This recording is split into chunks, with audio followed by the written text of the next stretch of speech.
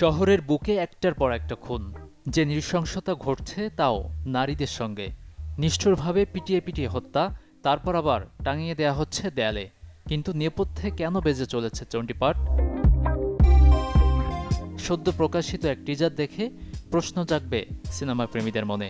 কলকাতার ছবি চালচিত্রের যে টিজারে রহস্যময় দুই লুকে দেখা গেছে দেশের জনপ্রিয় অভিনেতা জিয়াউল ফারুক অপূর্বর।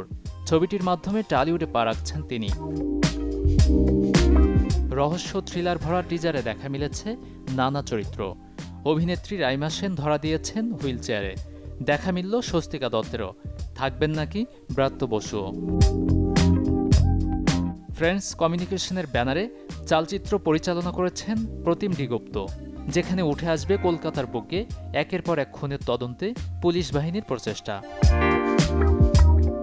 তবে অপূর্বর রহস্যময় হাসি চমক দিচ্ছে ভিন্ন কিছুর। অবশ্য রহস্যঘেরা ছবিটি দেখতে অপেক্ষা করতে হবে আরও কয়েকটা দিন। শীঘ্রই নাকি জানানো হবে মুক্তির তারিখ।